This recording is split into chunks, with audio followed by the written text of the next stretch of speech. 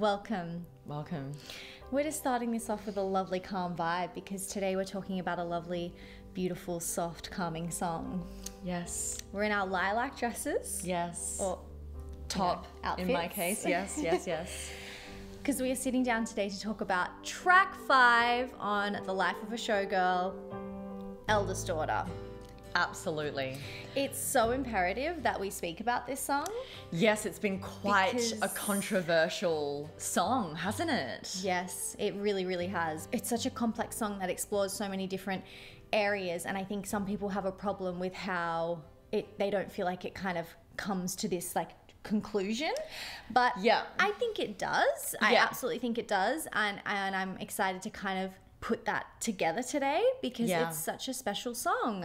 One thing that is undeniable about this song is that every word was a choice from Taylor's part, and that makes this song so much deeper than I think a lot of people are giving it credit for. They're just seeing some of these slang terms used and thinking they're just writing it off like it's just this whatever kind of song, but we need to dive deeper and actually uncover what it is that made her write a song like this. Totally. I completely agree. Like, we know from the voice memo that it started very differently. So like you Yes. said, it's had a lot of purposeful choice behind it. And I think that some people are not understanding that. I think also it made some people feel uncomfortable on first listen, so they haven't gone back and given it a chance to really let it kind of grow. Yeah.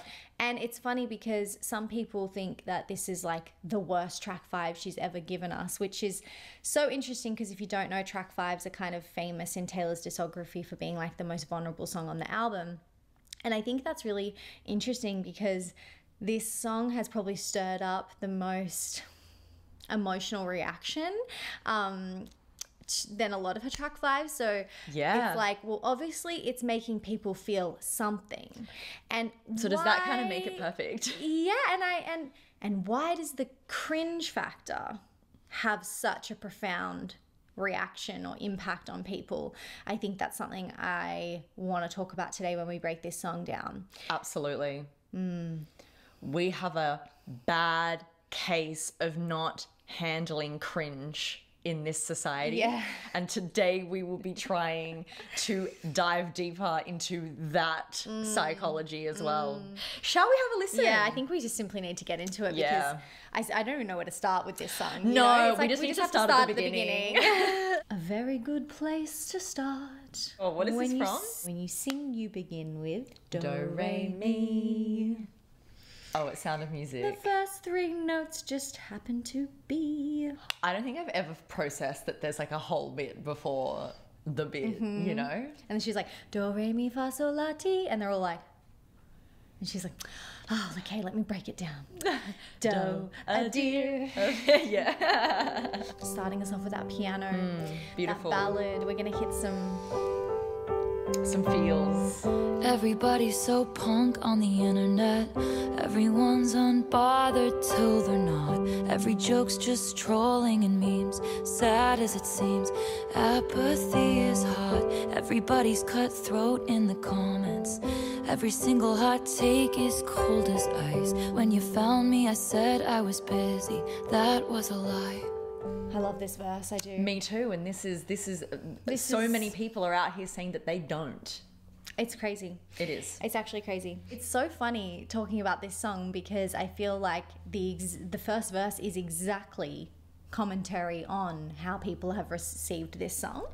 So true. So it's like, so it's true. very interesting to me. Everybody's so punk on the internet. Everyone's unbothered till they're not. So interesting. It feels like it speaks to the general social expectations of the internet. Like, you know, everybody's so punk on the internet. Everyone's cool. Everyone has to come off like they're cool. Everyone has to behave like they don't really care that much about anything. Everyone's unbothered till they're not, oh, I don't care about anything. Anything that could even remotely be considered unimportant, those are the things that people are unbothered about. They can't possibly show a level of caring about it without it coming off as cringe or whatever.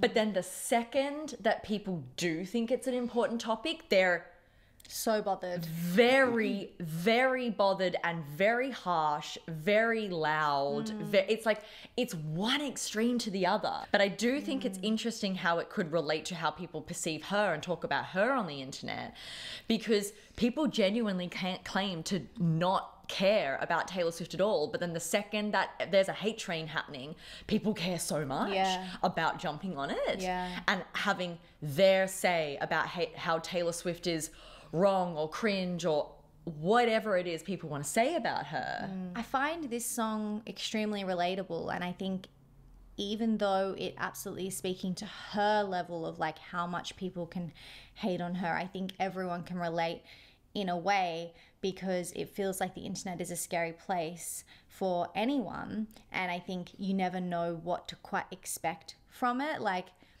I think especially like the unbothered till they're not, it's like you can be someone who maybe puts up videos like us, for example, and everyone responds really great to it for a period of time, and then something happens where a group of people just get a hold of it and they see it through a completely different lens. Totally. And you're almost like, it makes you feel insane to be on the receiving end of that, because you're like, how are you spinning it that way? Like, how I have didn't you even gotten know to that a was place in your possible life to hate on this? There's no Taylor Swift song that deserves this kind of reaction or whatever, and it's like, let people love and care about the things that they love and care about. It's you know, so interesting that that evokes that kind of response. And I think that like even the next lyric, like every joke is just trolling and memes. As sad as it seems, apathy is hot. I mean, that's just so true. Yeah. And I think particularly at the moment, like it's so hot to just be brutal. Yeah. People are actively trolling for views and for like followers and stuff. Or Actively doing in the things hope that it they will turn know- into a meme that will go viral. With more short form content, you're not really following people. It's just an algorithm that's being fed to you. So unlike kind of the more intentional ways of consuming social media, like maybe back in the day with following people on Instagram or subscribing to people on YouTube, clicking on a YouTube video and watching it intentionally, now we've kind of got these algorithms where they'll just throw up anything random to you, something that is not in your sphere of like what you care about. And I think that that's really provoked this extra like layer of apathy and like hate, because the haters almost fuel that algorithm. Absolutely. I feel like we're kind of having like a unique epidemic. Like there's no uniqueness online, because we're all trying to fit the beauty standards. Everyone's trying to look a certain way, be trendy, kind of have the similar fashion, and we're all just like morphing into one person. 100%. And Taylor's never like been like that. Like she's not a super trendy person. People still hate on her for her fashion choices and her style and stuff, because she doesn't do the it thing that everyone wants her to do in a way. Like she's always had a quirkiness to everything that she does, and I think that's what makes her so likable, so down to earth.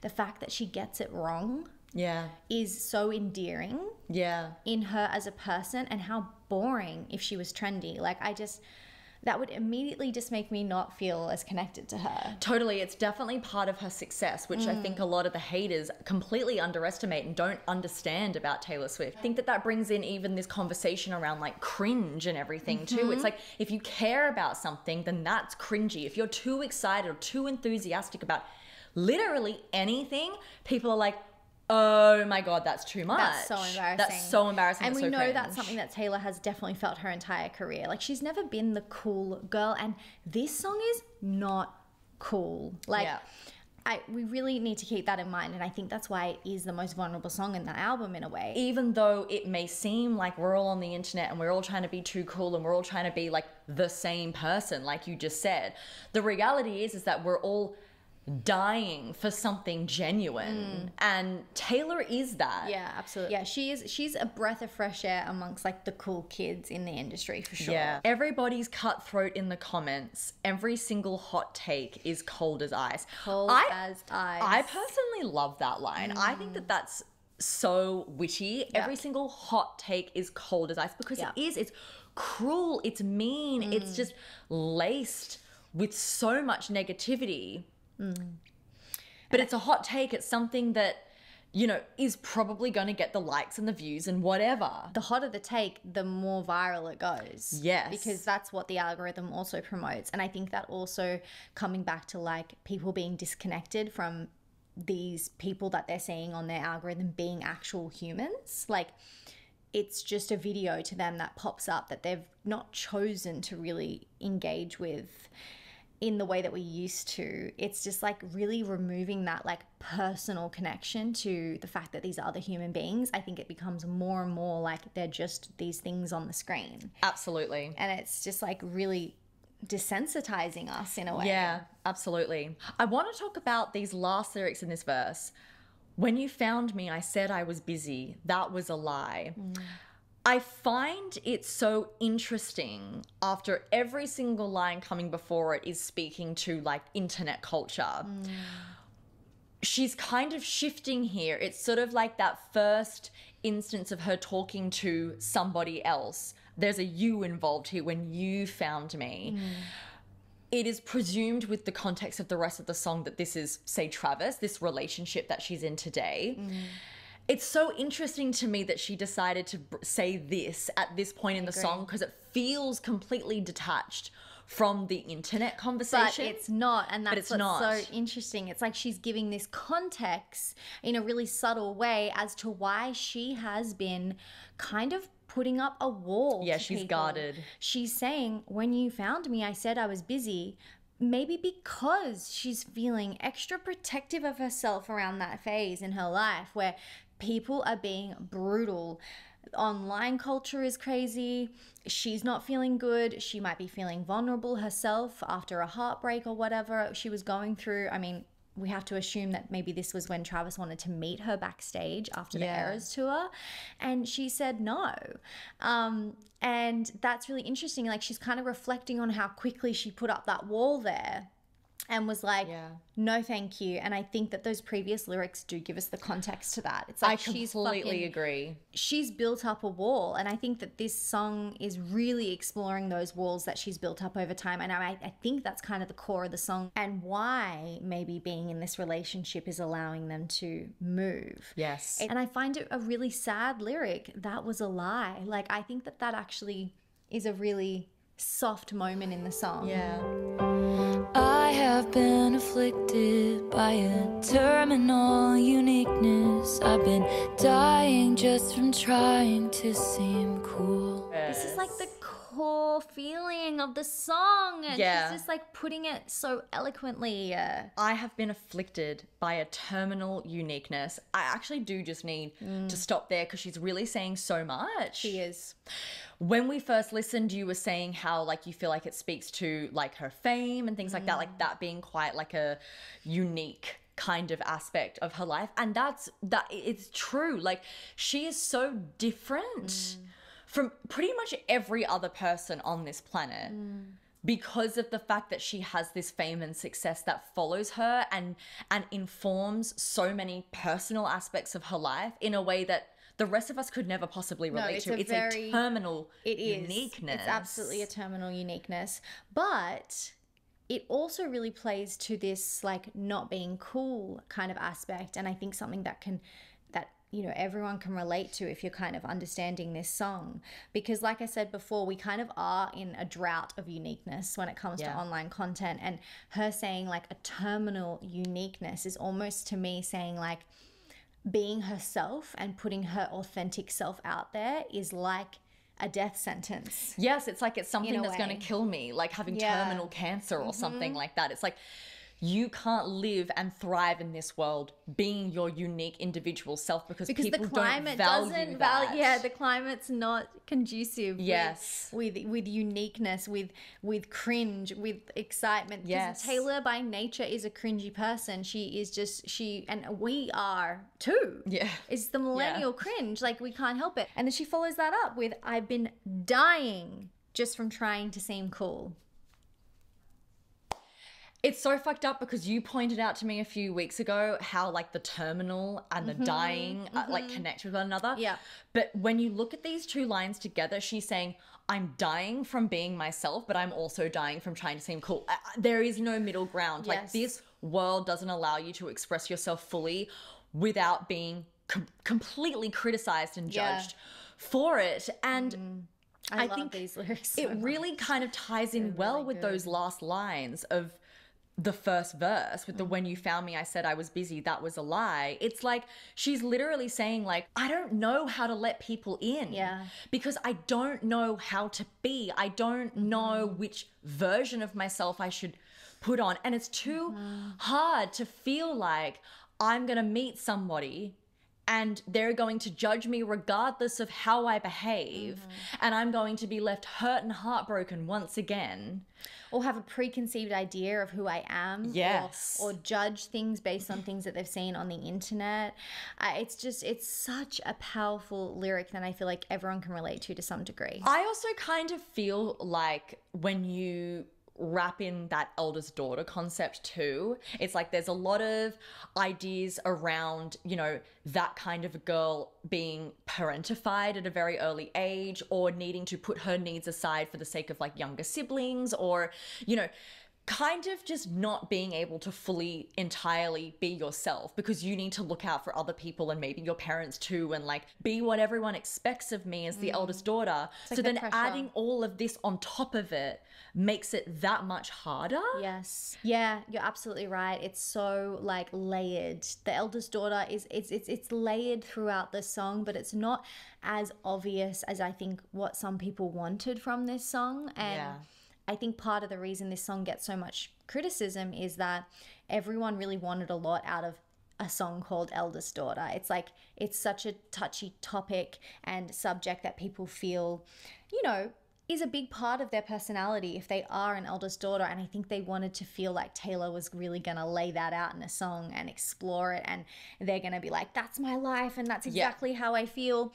And I still think there is that in this song, but maybe it's a little more subtle. Yeah. And so I think people perceive that as it not having a strong through line. But I think that that's not necessarily the case. I think that's just people projecting their expectations of the song onto it. And because it's not that, they've been like, fuck this song, it doesn't make any sense. Yeah, which really does add, I think, to the criticism around this song, because this happens a lot with Taylor Swift songs, and there being this preconceived expectation of what a song will be. I think it takes individuals, but also like on a mass scale, it takes a longer time for people to wrap their head around what a song is when everyone was having conversations online before this album came out about what this song was going to be. Yeah. And it doesn't even just apply to this song, but I do think just any song like that, where you've got this idea of what it's going to be and everyone kind of agrees with what it's probably going to be. And then it's not that.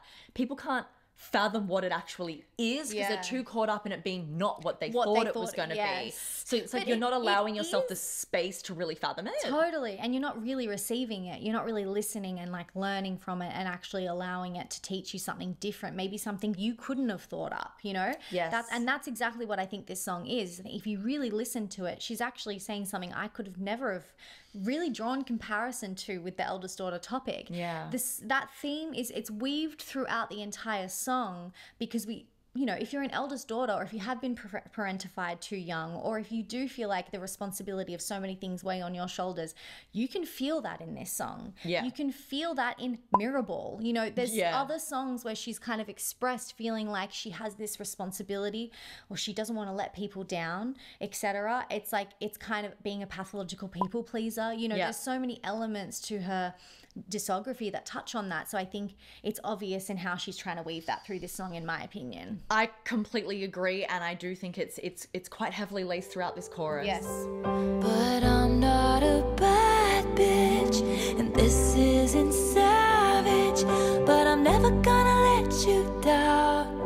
I'm never gonna leave you out. So many traitors, smooth operators, but I'm never gonna break that vow.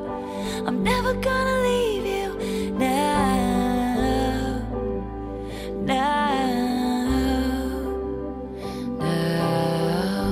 Ooh, I love that note on the end there. Yeah, It's like what? a lowered register. Yeah, beautiful. What you need to understand about this chorus is that it's not cool. And Yeah. it's almost like it's so not cool that it's the kind of song you don't want to tell people you relate to. It's Yeah. such a personal song, I feel. These lyrics, they feel so real and they feel so vulnerable. And it is. It's really, it's very vulnerable what she's saying, and I actually do really think it's flying over most people's heads because they're so focused on these first two lines. But I'm not a bad bitch, and this isn't savage. People have really taken those lyrics and just gone, oh my God, this is the worst writing I've ever seen in my whole life. But like, she's using your language. She's using the things that you guys all say online. Not like you guys, but like you guys, you know what I mean? Well, like, it's kind of like the first verse as well, right? She's like, this is the culture. Everyone's so punk. Everyone's so this. Yeah. But the truth is, I'm not a bad bitch and this isn't savage. I'm not doing what the comments say. This isn't a hot take. This is like I'm not cool. a desperate moment of I'm feeling not like cool. I can't live up to that. I can't thrive in that. My uniqueness isn't compatible with that way of being. Yes. And it's actually a lot to kind of admit and sing like, I'm not a bad bitch and this isn't savage. Like, I don't know. It's so... I don't know how to fully explain It's just it. like, It's to just me, I'm like, why is it socially acceptable to still, to this day, be able to get online and like comment on someone's TikTok, oh my God, she's such a bad bitch. But then when someone says, I'm not a bad bitch, it's like the worst thing you've ever heard in your whole life. That's confusing to me. I think because people don't like how seriously she's singing it. Like, That's the fact what's that cringe. she's I think like when people actually use it in the way that it is meant to be used, it's got this wall up, right? It's got this coolness to it. Yeah. But her actually admitting, like, I'm not a bad bitch, that's not cool to say. Like, people are like, oh, why are you using that word there? Like, that doesn't, because it doesn't fit. And I think that that's kind of purposeful. It's like when you actually strip back these words and use them in this kind of vulnerable way, you can really see how not true it is. Like, that's what I love about this song. It's like, of course you're not a bad bitch. Yeah. And this isn't savage. Like, I don't know. It's almost like she's kind of stripping the power of those words by using them in this way. And I think that's what makes people feel uncomfortable when they listen to it, which is kind of getting that cringe reaction. So true. So true. I really deeply hate the fact that the word cringe even exists, because I think that if we were all more accepting of each other's uniqueness, we would, the concept wouldn't exist anyway. It's like, we just, like, what even is cringe if it's not just putting down people for the things that they get really excited about? I don't, no, and even the word, when you think about it, like, the word cringe, the actual literal meaning of it kind of means to go, ooh, like, to kind of, to like kind you're of be shying repulsed away by it. from it. Yeah, and I think that is interesting. It's like, what about, whenever I feel that feeling of being like, oh, I actually now kind of have practiced being like, why do I feel that way? What is that feeling? Yeah. And when I really trace it back, it's because it's mirroring something that's made me feel uncomfortable because I can't feel that way or I can't access that feeling. It's actually always usually a representation of kind of self-judgment. Absolutely. And that's the real fucking joke at the end of the day. It's this idea, actually, that the people who buy into the being cool and whatever, looking at someone else and going, oh my God, that's so cringe. You're the one that's actually trapped in a cycle. Yes, you have so don't much even judgment realize of yourself. Yes. You're projecting that. Exactly, yeah. So joke's on you if you're calling people cringe. I think the other thing that really adds to the depth of these lyrics and kind of makes them, in my head, make more sense in Taylor's discography is that she is interpolating White Horse. That song is track 5 on her second album, Fearless, and the lyrics are, I'm not a princess, this isn't a fairy tale. And it's kind of got the same melody and like structure to these first two lyrics. And it feels like the first time in Taylor's songs and her discography where she's really putting up these walls and she's saying, I have to actually stop all the fairy tale dreaming, the prince that's going to come and save me. I need to get real. I need to get some thick skin and put that kind of dreaming behind me. So to kind of reference back to that feels really beautiful and sentimental and like actually like, wow, because it feels like she's kind of starting to tear down those walls that she put up to protect herself way back during Fearless era. Yes, it's like that's the beginning of her putting up walls in romance and relationships, and this song as a whole is her stripping that back. Yeah, superior. Just I could talk about these lyrics forever. I really, really could. I just think it's so beautiful. All of these lines, I need to start from the beginning. But I'm not a bad bitch, and this isn't savage. But I'm never going to let you down. I'm never going to leave you out. What she's essentially doing here is talking to her lover, and in this case, I guess we can assume Travis, obviously. I'm not cool. You're not going to get a cool girl if you choose to be with me. But what I will promise you is that I'll never let you down and I'll never leave you out. What you're going to get from me is real, true, authentic love. I can offer you that, offer you these other things that are deeper, that are more real, that are more genuine in love. And I just think that that's so beautiful. But also, these lines here, again, are wrapping in this eldest daughter concept.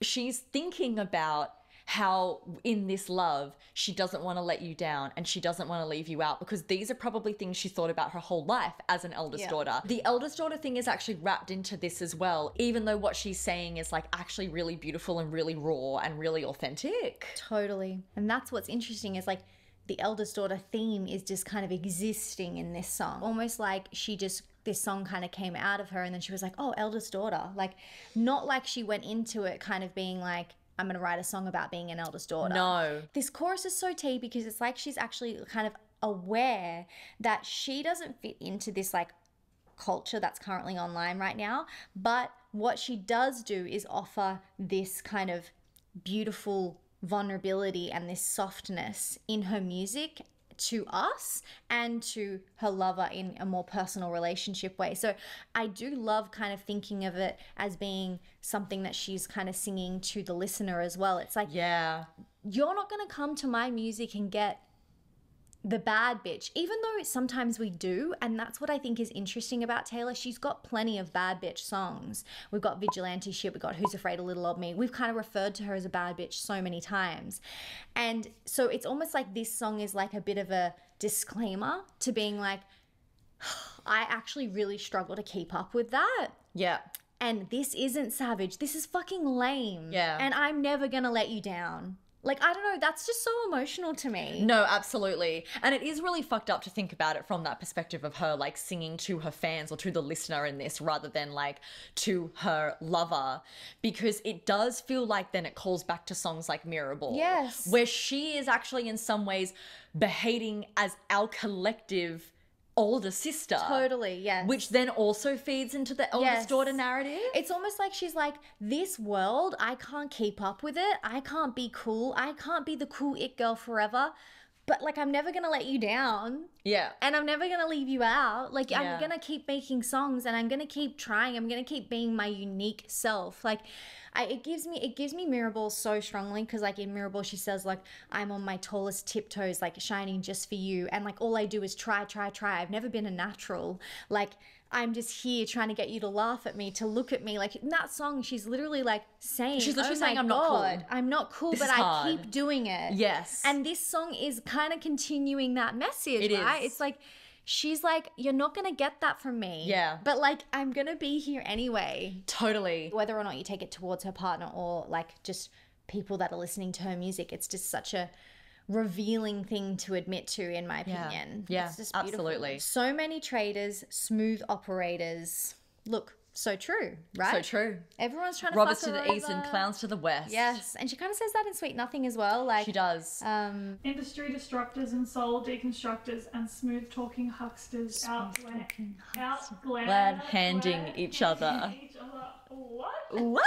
Yes. Thank you, Ducky. similar vibe, like people Similar kind vibe. of people kind of like tricking and just doing sly things behind her back. Yeah. It reminds me of the deal with Scooter and everything. Like people Yeah. are always trying to like fuck her over essentially, but she is not gonna let that break her. No matter what's kind of going on, I'm never gonna break that vow. Yeah. I really do like taking this chorus in particular to being kind of about her fans in a way and like making music. Like it's almost like she's kind of saying, no matter what comes my way, I'm gonna keep putting myself into my music. Yes. Even no matter how many fucking times I get fucked over in this industry. I'm still be here. here. Yeah. Because for her, it's not about being the most amazing, successful, richest, wealthiest, most famous pop star. It's about putting her life experiences into music so that she is able to process her emotion and move through this world as a normal functioning person. Yeah. And then sharing those feelings with us so that we can do the same through her. Yeah. That's all it comes down to. And what a difficult climate to do that in. Absolutely, when why you we don't touch on that. value realness, which is Yeah. exactly what this song is saying, especially in that first verse. All you're ever gonna fucking get from me is the fucking truth. Yeah. The real me. Even though that's so fucking hard with all you fucking bad bitches Yeah. and savage Totally. motherfuckers and your cutthroat comments and this and that, even though you don't want it, that's what I'm going to continue to give. And that's her vow. I'm never going to let you down. I'm never going to leave you out. I'm never going to leave you now. That's the vow. I'm Yeah. not going anywhere. Yeah. And then people had the audacity to say that after this album she was just going to fuck off and end her People aren't career. listening. People aren't listening. Are not listening. No, and I actually do love that I'm never going to leave you now, because it reminds me of other lyrics like I'm immortal now, like I couldn't die if I tried and stuff, and other times Yes. where she's kind of said like I'm here to stay. Like it's almost like she's kind of saying here like nothing could possibly make me stop, because if something hasn't already made me, like look at the climate. Look at all these fucking smooth operators. You know what I mean? It's like, Literally. look at how many fuckwits are out there, and Yeah. I'm still here bearing my soul to you. It's So like, true. of course I'm never going to leave you now. So true. So true. But So also true. works for maybe with Travis, because he's And it actually does. allowed her this safe space to kind of be someone who doesn't have to be a bad bitch or a savage. She's Yeah. kind of, and in ways it does remind me of Sweet Nothing in that way. I think this Yeah. song has an element of like, with you I feel soft, I feel safe, Yeah. I feel like I can let those walls down. Like Totally. to you I can admit I'm too soft for all of it. Yeah. But this song doesn't have the weird kind of like feeling where it's like he's giving her nothing. Totally. You know the last The time guitar I coming laughed in? this hard was on the trampoline in somebody's backyard. I must have been about 8 or 9. That was the night I fell off and broke my arm. Pretty soon I learned cautious discretion. When your first crush crushes something kind. When I said I don't believe in marriage, that was a lie. Woohoo! Wow, a lot to be saying. She's really going to a different place in this verse. I mean, it's like it is the same, I think but we're people taking think a it's step away random, from the. It's but actually it's not random. No, it's not. It actually makes She's- so much sense. She's kind of saying similar things. It's just not in the internet kind of way. Absolutely. She's still talking about how she built up her walls Yes. when she kind of started to build up that strength and that You know, the last time I laughed this hard was on the trampoline in somebody's backyard. I must have been about 8 or 9. That was the night I fell off and broke my arm. And I kind of want to read the next line too, because I feel like it's relevant. Pretty soon I learned cautious discretion. I think people feel like this is random because it's like, why are you just talking about this like random experience you had as a kid? Yeah. But I think to your point, it's like building up these walls. It's like, oh, I was completely uninhibited in my joy as a child, jumping on someone's trampoline. Then I fell off and broke my arm. I was hurt by something that was a true, authentic expression of joy in my life. I was not thinking about how something might hurt me. Yes. When I was just having such a joyous moment. Yes, I was just And expressing. actually, that made me feel more wary of how I'm expressing myself. And like, yeah, it's just a small example as a kid that things start to chip away at you. Yeah. But also, I love it because the first lyric, the last time I laughed this loud, she's actually coming off that chorus. She's kind of, the train of thought is going there because something else is making her laugh really loud. Maybe Yes. Travis, maybe being on the Eras tour with the fans, Yes. whatever it is, she's having this really, really childlike joy. Yes. Probably in her relationship. Yes. And it's actually triggering a memory of when she last felt that. And then she's tracing back why she built up those walls Yeah. and why she struggles to access that joy. It actually makes perfect sense. No, that's a really important point to bring up because it's not necessarily obvious that the song so far is laced in some sense of happiness, particularly the chorus. Like, it feels so melancholy as a vibe, and she's talking about these things that are quite serious and quite sad. Like, it's sad to not be able to express your unique individuality. But yes, the last time I laughed this hard implies that there's actually a lot of joy here that maybe you haven't already picked up on yet. Totally. And you're right. It then goes into this train of thought of like, how did I even get here in the first place, of needing to hide who I am, having this really fun experience, and then that leading to something that really hurt her. It's all a metaphor for her emotional state, her psychology as she got older, having to learn cautious discretion. Maybe physically, the next time I get on a trampoline, I'm not going to jump as high. I'm not going to laugh as hard. I'm not going to be as excited by this activity, because last time I broke my arm and that was really scary. So I need to be cautious now. Totally. And I am also, in that lived physical experience, bringing that same lesson I've learned into my emotional experiences. Yeah. And then following that up, then another example is when your first crush crushes something kind. Yep. The first time you feel like that vulnerability of being like, oh, I like this person.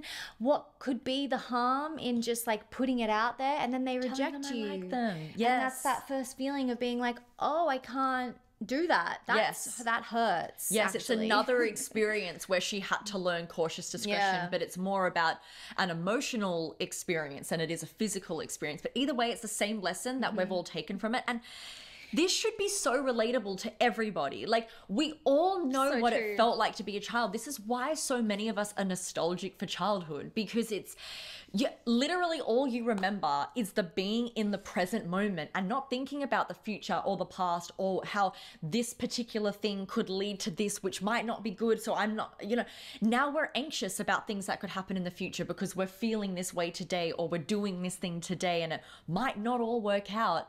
As a kid, you don't think about that stuff. No. And then all of this kind of culminates to the last line in that verse, because then she says, when I said I don't believe in marriage, that was a lie. I feel like she's recalling this memories of when she put up those walls, and then the last line is actually what it has resulted in, which is her actually saying, I don't believe in marriage, because that's a wall she put up because she actually felt like she couldn't be vulnerable enough to say, maybe I do want that, just in case it didn't happen.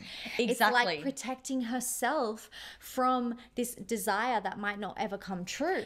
Absolutely, which I think a lot of us do as well. We say we don't want certain things or we don't believe in certain things, but the truth is if you dig deeper, you will find that maybe you do. You're just so scared that maybe that's not going to happen for you, and you have to protect hoping yourself. for something that doesn't happen is so soul crushing that you'd rather just try to convince yourself you're never going to get it. Yeah, lower the expectations. Lower the expectations. And, obviously as well, this does also feel like a callback to Lavender Haze, where she's kind of discussing this idea about marriage and how there's like, this 1950s shit they want from me. People expecting that, well, Taylor, you're in a 6-year relationship with Joe Alwyn. Why aren't you getting married yet? She goes, oh, well, maybe I don't want to. Yeah. Have you ever thought about that? Maybe I don't want to get married. I mean, I just think it's such beautiful storytelling to kind of then hit you with that like reality of how it's affecting her now. It's like you can trace back all of these ways in which you've become hardened. And then it's that revealing moment. It's kind of similar to the first verse.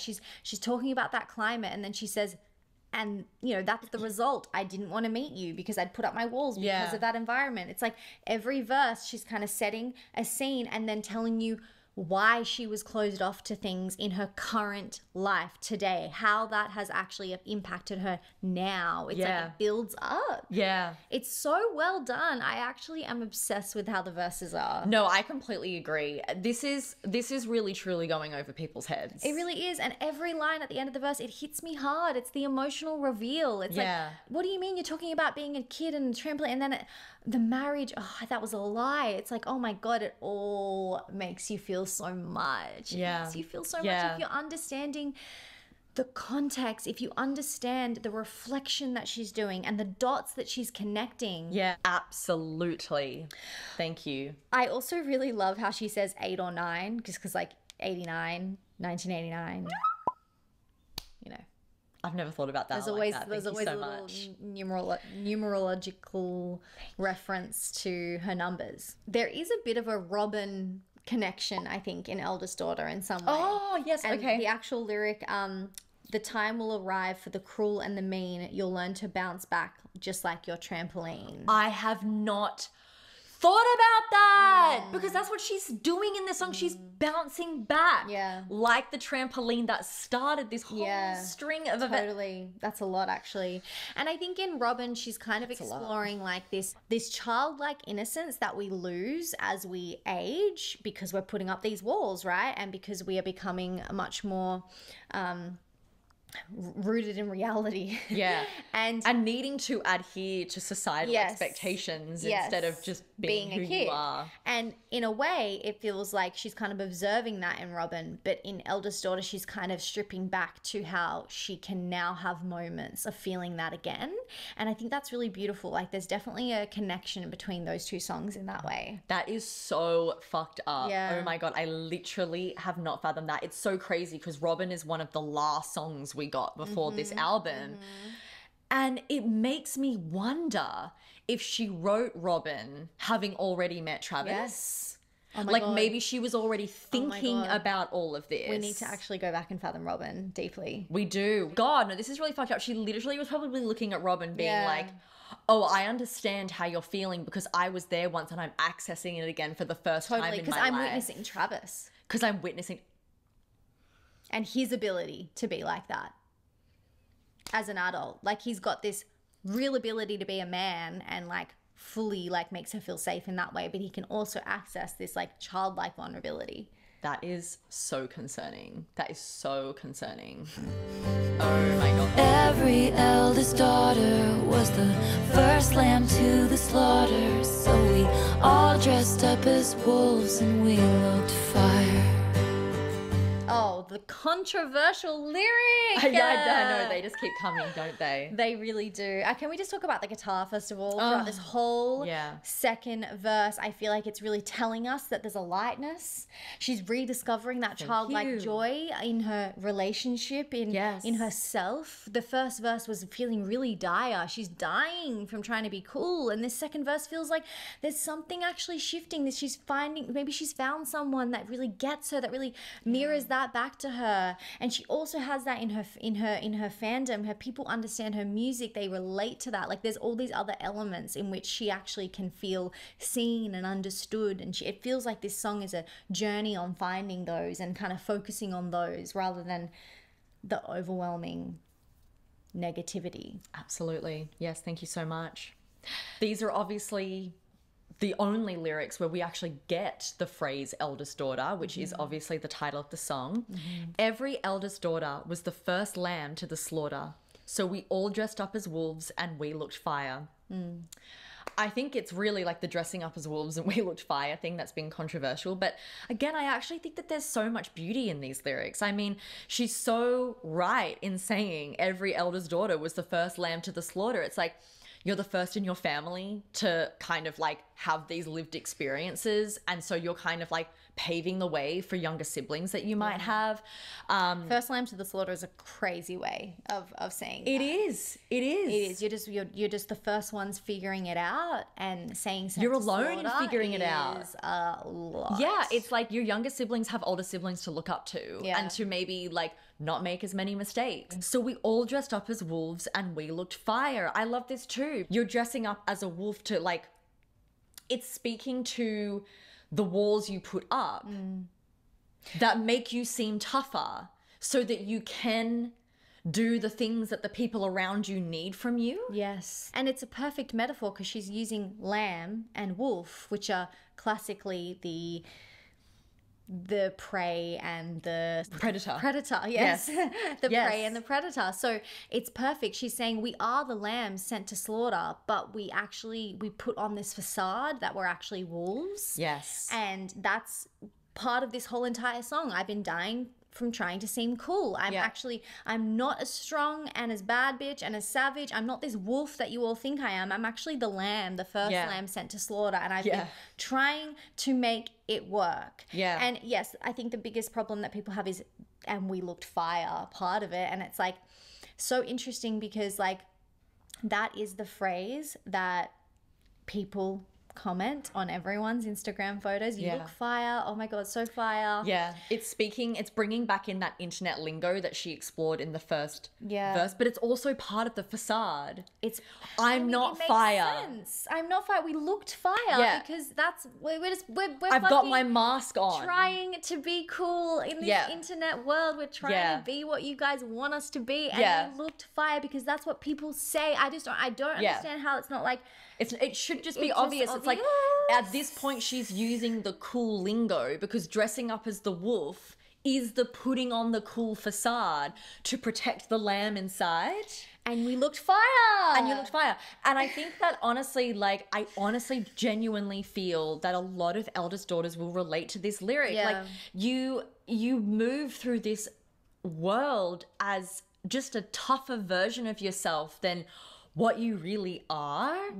And so many people, it goes unnoticed because it's kind of gone unnoticed your whole life. Like oftentimes your family members don't see it because that's the version of you that they're used to, right? And sometimes it takes someone from the outside, like in her case maybe Travis, for her to be like, I'm kind of the prey on the inside. I'm actually just fathoming the connection to the archer with this potentially. I've been the archer, I've been the prey. It's kind of being like, I've been the lamb, I've been the wolf. Like she is the strong person, but she's also the sensitive person depending on what she needs to be and depending on maybe what she needs to be for other people because she is that eldest daughter.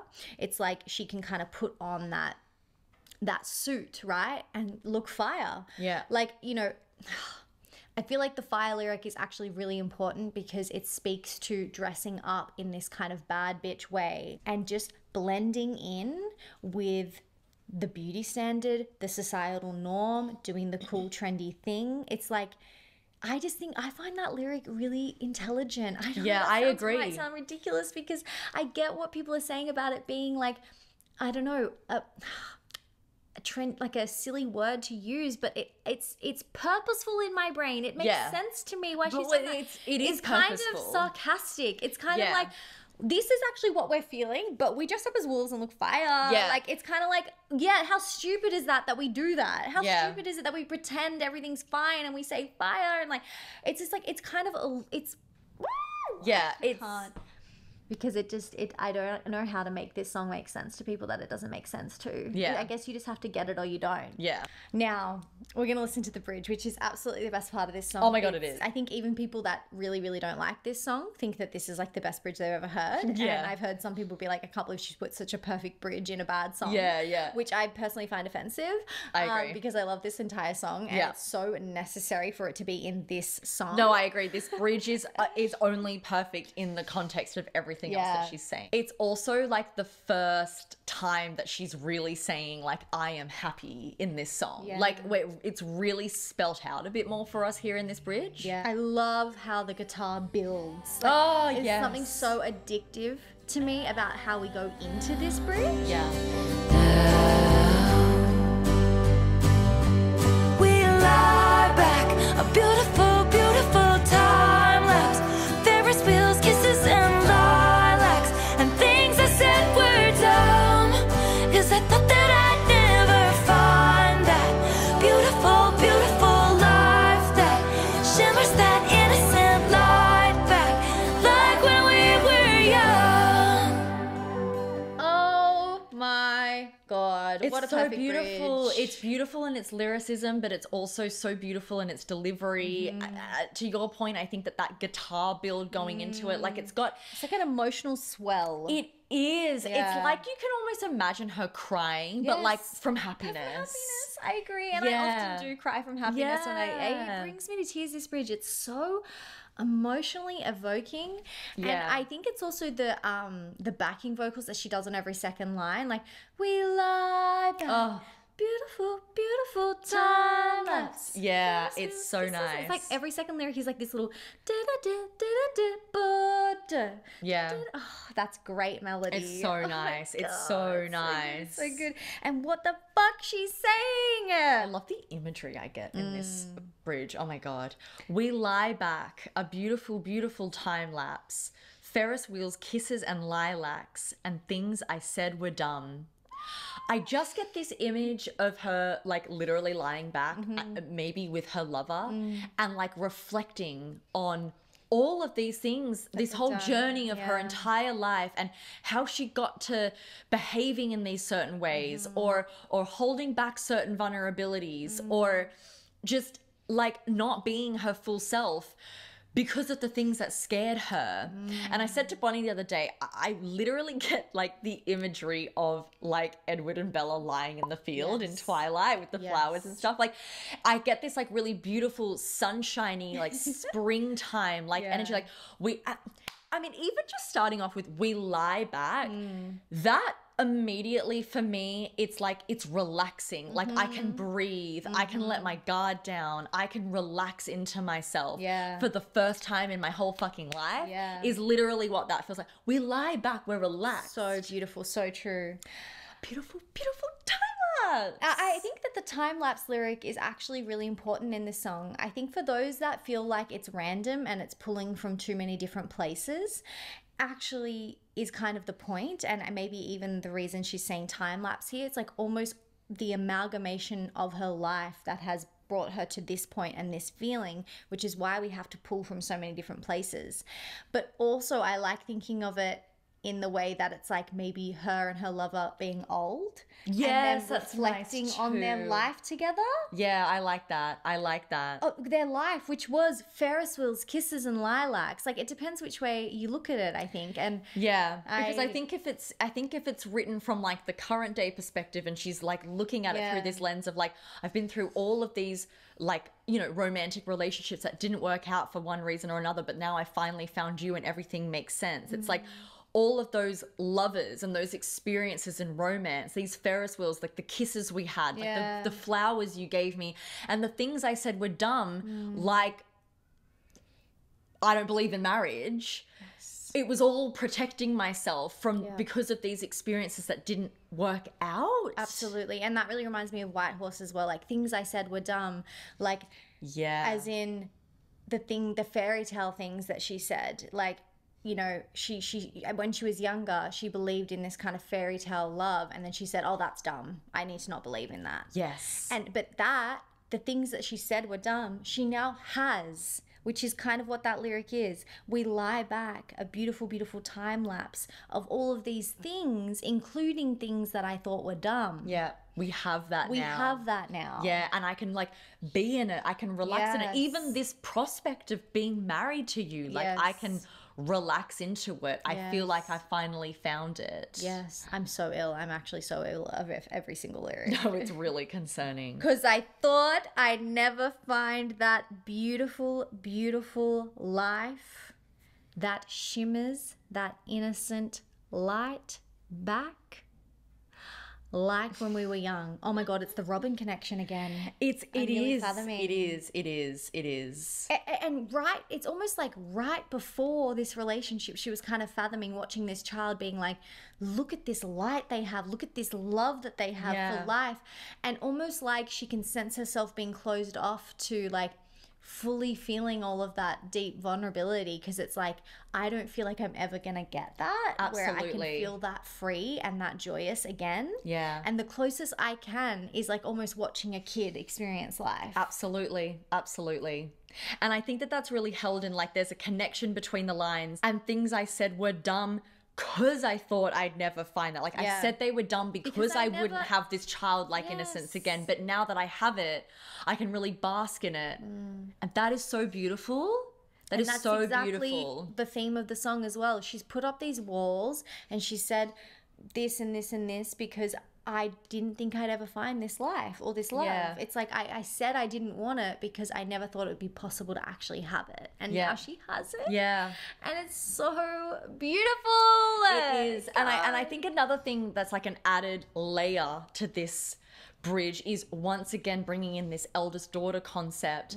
It's like, you know, maybe for some eldest daughters, you didn't get to fully be the child that you needed to be when you were a child, because you were parentified earlier, because you were mature for your age or whatever. And now finding this love has allowed me to be the child I never got to be. Totally. Oh my God, that's so healing. It's so healing. You know, I even feel that in life at the moment. Like I often think about this song in relation to my life now, and not that I have that partner, but I think about it just in like the sense of the life I've created for myself and the friendships I have and the love I have in my life in other ways, and how I feel the most free and happy I've ever felt. Because when I was a child, that wasn't my reality. And I grew up very quickly, and I didn't have that joyous space. And it's almost like doing this and like having my friends and stuff has like brought out, I was not expressive as a child in that way. I was much more shy because I didn't have the space to fully enjoy or love something. And I think even like revisiting things now at this age and being like, oh, I did love that as a kid, or I would have loved that as a kid, is really healing, because it's like kind of teaching that past self of you that, I don't know, it kind of heals that inner child. Like it's okay. Totally. You can still have parts of that as an adult as well. It's like really, it's a healing an inner child song. It is. Something that I also want to say about this song, which is maybe a little bit rogue, is that in listening to it over the last few weeks, I've really formed a connection between this song and the song Both Sides Now by Joni Mitchell, which is like, we know that Taylor loves Joni Mitchell, and we know that she loves that song. She had the lyrics of it written on her arm during the Speak Now tour. If you don't know, the song is about seeing life and love and things from two different sides, and then kind of like realizing that you don't really know what it is at all. But particularly the verse and chorus that's about love. Joni says, moons and dunes and Ferris wheels, the dizzy dancing way that you feel as every fairy tale comes real. I've looked at love that way. But now it's just another show. You leave them laughing when you go. And if you care, don't let them know. Don't give yourself away. Oh, and that's building that wall. Yep. Wow. And then she says in the chorus, I've looked at love from both sides now, from give and take. And yeah, it's like, I feel like it's interesting because the way that this song is structured is like, I saw it all as this beautiful, positive, magical thing.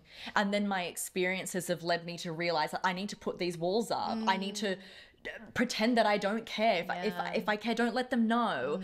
And it's interesting because I feel like Eldest Daughter plays on the same concept, but also in reverse. Yes, it's like it's starting from the place of like, I have learnt to build these walls when it comes to love because I've been hurt before, but now I see the other side of it, which is this beautiful, light, joyous, childlike freedom, happiness that I never thought I'd be able to get. And I feel like that probably, I wouldn't be surprised if this has gone through Taylor's head when she was writing this song, because we know that she loves this song so much. Yeah, that's really beautiful. I love those lyrics. Yeah, and just the Ferris wheel connection as well in relation to love. Like I love that. And I think the way she's worded this is so beyond beautiful. Just like the never thought that I'd find that beautiful life that shimmers that innocent light back, like when we were young. It's like it's such a fucked up way of saying like a love that makes me feel that young innocence and freedom and joy and vulnerability. But the way she's worded saying it's a light that's shimmered back, I think that that's so beautiful because it was there as a child. So it's like it's like it has existed, but you need it to be reflected back. Giving opalite. Don't say that. Oh my God. That's a lot for you to say. That shimmers that innocent light back. You're right. Opalite. Oh my God. I'm actually having a crisis. I never fathomed that. Wow. It's like this partner actually reflects that light back to her. Yeah. Like when we were young. It's like reminding her of that youth, but it's not exactly like that youth. It's just an element of it. And that's just what's so beautiful about these lyrics. Oh my God. I could just die. And once again, it reminds me of Depth Without Darkness. It's like we've found this love, this deep connection with one another, but it's just light now. It's not, there's no darkness here. But yeah, there's but depth in the light. It has been rooted in darkness. There's a lot of darkness in this song when she's exploring her past and the internet and all of that. But this thing that we have is very light. Wow. Every youngest child felt they were raised up in the wild, but now you're home. That's really beautiful. And they're the last new lyrics that we get in this song. And it's a beautiful place to end in that way. Absolutely, yeah. The pre-chorus, it's like it's a progression of that story, and I guess really just wrapping in the listener or Travis into this story. Like, I think depending on who you want to kind of take her talking to here. Yeah. But I feel like she's kind of saying, I'm the eldest daughter and you're the youngest child, which is what Travis is. Yeah. And now you're home with me. Yeah. And we complement each other. It's another beautiful way of saying we complement each other. We work together. We've got these differences. And I love that she's validating his experience there as well. I don't feel like a lot of eldest daughters do that. They kind of say the eldest child has it the worst, and that's kind of how it is.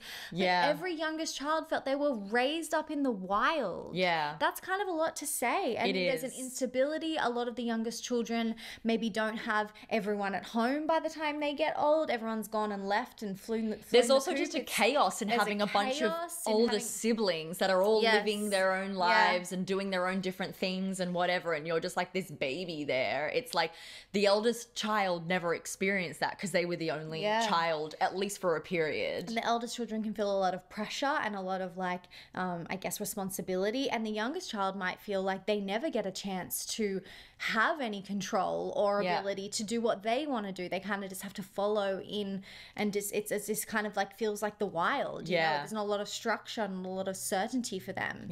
So I love that she's validating his experience in that one lyric. She's telling us a lot about maybe what he's felt or the youngest child has felt in comparison to her. And how they complement each other, because he felt like he grew up in the wild and she's never going to let him down. That is that peace and that safety that she's able to offer him, which is the now you're home. You know, like the things that I can offer you are the things that are going to make you feel like you're at home emotionally. I'm never gonna leave you now,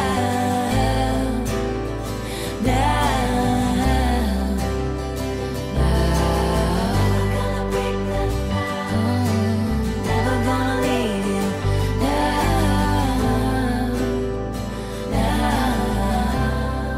I'm never gonna leave you now. Beautiful. Not that many changes in the last chorus, but it just feels like it brings it all home. It does. Got a little extra ad-libs as she's like ending the chorus, and just like really honing on that I'm never gonna leave you now.